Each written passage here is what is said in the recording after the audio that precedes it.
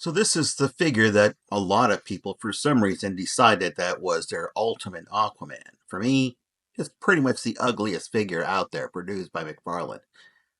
But I bought one anyway. And I didn't buy it because I liked it. I bought it because of the belt. And I decided to paint the rest of the body. Well, I decided to take some paint off first with some acetone. But I went in with some dry brushing with some copper, some brass, and some gold. And yes, you do have to wait for the paint to fully dry before applying the next color. The base color is copper, and that's the entire torso. Then, once that is dry, you apply the brass and you dry brush it on. Once that is dry, then you come back and dry brush the gold.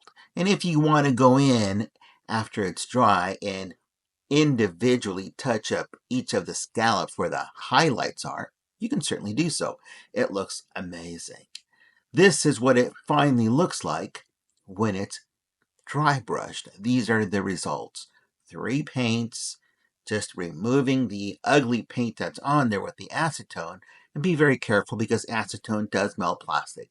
And yes, I switched out that ugly head from Mcfarlane and I threw in a Mezco head. And yes, if you recognize it, it is a G.I. Joe sculpt. I don't buy the G.I. Joes because it's a whole different world and I just don't have the time, money, and space to dedicate to that. But this is the dry brush up close, and you can see that I covered up all of that paint that was underneath that. Well, that was applied to this earlier. Yes, he still has that emblem on the arm, but it's really not noticeable unless you get up this close. And yes, you can touch up any of those scallops by hand, and the paint really reflects really well.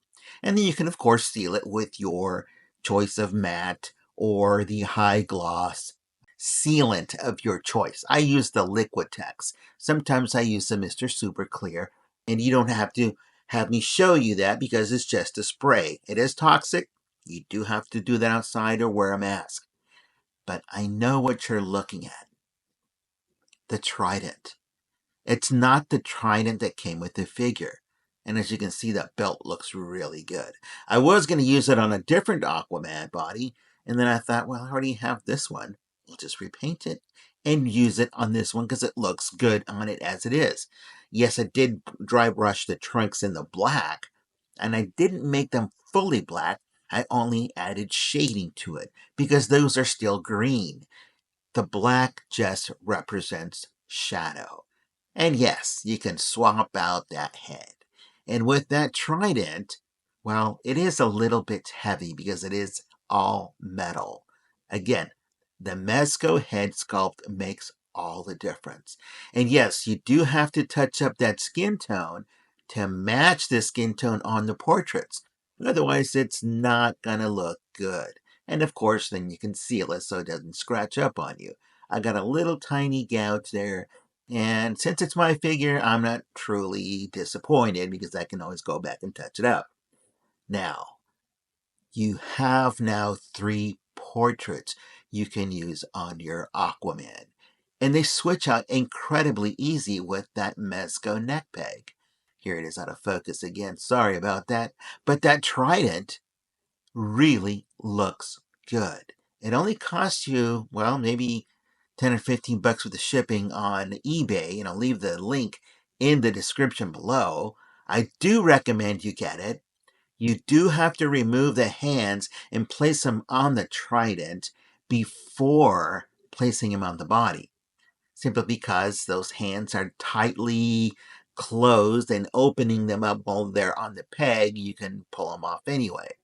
So go ahead and pull them off and attach them to the trident and then attach them back onto the arms.